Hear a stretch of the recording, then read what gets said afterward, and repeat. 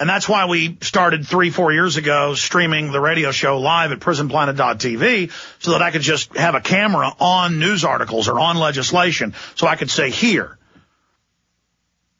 You know, when I tell you there are Nuremberg trial documents that the Nazis were putting sodium fluoride in the water to brain damage people and make them more passive,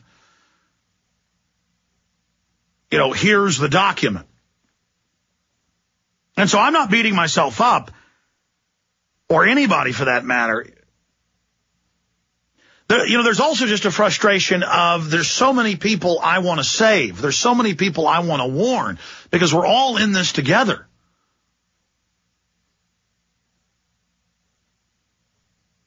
I think at the base of this issue, it comes down to the fact that we do have a global ruling power structure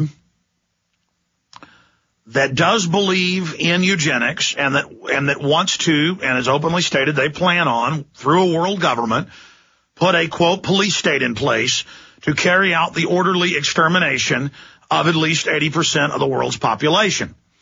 Through vaccines, through chemicals in water, sterilization, wars, famine. It's all stated in State Department Memorandum 200 and in John Holdren's Eco-Science. I mean, I'm giving you a few of the notes there. It's covered in my film, Endgame.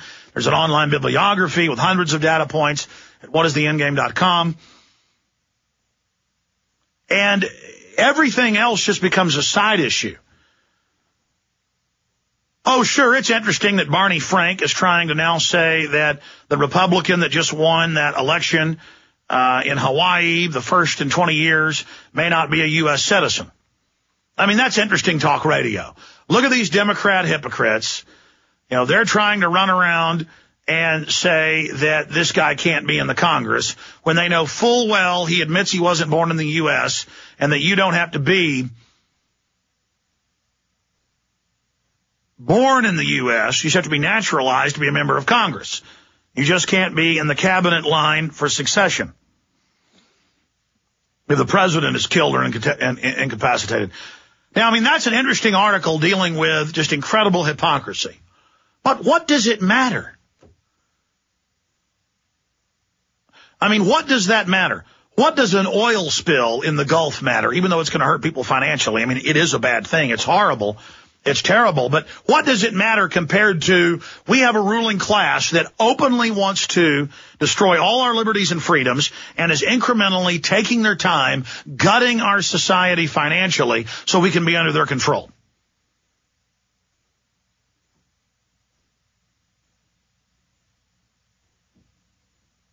We've got top Afghans saying that the U.S. created and funds the Taliban. Well, I mean, that's on record. That's big news. Because remember, 3 months into the Afghan invasion in 2002, early 2002, it was in the news. They don't even hide it. That 6,000 Taliban and al-Qaeda leaders were flown out on C-130s to Pakistan to start the next leg of the war against the Pakistan government. And the Pakistan government says, this al-Qaeda works for you. They're attacking us. They're trying to overthrow us. And then your military uses it as an excuse to try to invade our country. And it's on record.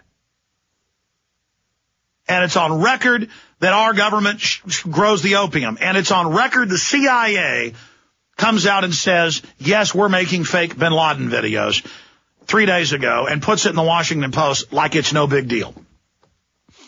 That's a psychological warfare technique. They're going from denying everything, going, yeah. Why do you think that is? They're getting you ready for even bigger things, ladies and gentlemen. They're getting ready for World War III. There's no doubt in my mind now. They're getting ready for giant stage terror attacks to be blamed on people domestically. I may not have that much time, ladies and gentlemen. I could be arrested anytime. I could be killed anytime. I could be set up or framed anytime. And you know what? I'm not even worried about it. I'm only worried about really being focused here and taking every minute I've got with you to just really tell you that everything's up to you. You can't look to Alex Jones or Ron Paul or anybody else.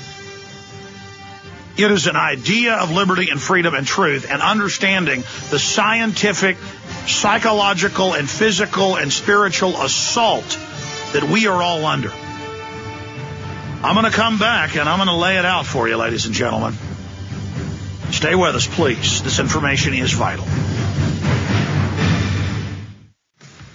The problem is you can't believe anything Obama or BP says. Normally when they say something, it's a lie. It's their nature. But I know a little bit about offshore drilling and service drilling on land. And generally, when you've got a big mega well, oil or gas, it's hard to just keep them open. And so it's no surprise that 37 days in, they're claiming it's caved in and basically mud's shooting out now, probably propelled by natural gas pockets. It's probably played out most of the big oil vein that they were in, and without it being properly pressurized, that's why when they drill a new well, a lot of times they let it sit there for a few months before they even start pumping it, because they want the different sands and rock and different formations, depending on the area they're drilling in, to be able to precipitate out and basically harden the chambers, is a simple way of putting it. So I've been expecting this thing to cave in on itself for a while, and that's what they're saying. It's done now, but they say mud spraying out of it. That could have been the mud they injected in that began to harden the shaft, or it could be seawater being propelled up by natural gas, or it could be oil mixed with it, and they're just putting out disinformation. So we don't know, because they're saying mud, not oil, appears to be gushing from oil well. And here's another one. LA Times, top kill stops Gulf oil leak for now, officials say. And, of course, for now, because who knows what's going to happen. Officials are cautionary, but say drilling fluid has blocked oil and gas temporarily. Engineers plan to begin pumping in cement that will then seal the well. The problem is you've got 36, 37 days of this stuff geysing out of there. You can widen the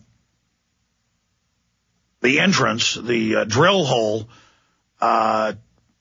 for thousands of feet towards the top, and make it really hard and cause more blowouts. But I imagine they're just going to continue to pump concrete in there.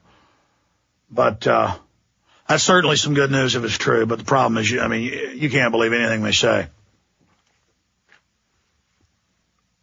And see, I've got all this really important stuff to talk about, and I'm here discussing the oil well leak. Man, it's destroying your fisheries in Louisiana and threatening Texas and Florida and Mississippi beaches.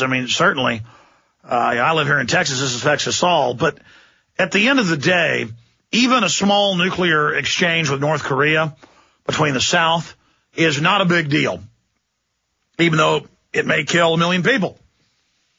It's not a big deal compared to having an organized global government forming that controls almost every nation on earth. There's a few dictatorships and thuggeries that aren't controlled by it, because any open free government gets taken over by these bankers. They come right in the front door. It's only the dictatorships and corrupt systems that are left, because they know how to stand up against another dictatorship. So the globalists are mopping that up right now. And, having a global elite in control over 90+% of the countries and the world's finances, who every country they take control of, they start poisoning your water to give you cancer and reduce your fertility. That's a bigger deal than even a small nuclear exchange or some oil. That's a lot bigger deal. See, it's all about priorities, my friends. Because we can survive our fools. We can survive even street thugs. We can't survive a scientific group of elites who know exactly what they're doing and think you're so stupid. They have stated hundreds of textbooks and white papers about how they're going to form the planetary government, how they'd sell derivatives to nations and individuals, how they would bankrupt you, and how they're going to incrementally, totally take control of our society. and just incrementally more people brain damage, more people with autism, more people with diabetes, more people with cancer, you know, where it's just completely normal to have half the kids on your block at age 10 dying of cancer. I mean, I'm watching it go on all around me. You know how frustrating this is? I've got to sit here and calmly talk about this every day and then suffer fools that call in when I love them. I care about them. I've done the research, okay? I know I'm telling the truth.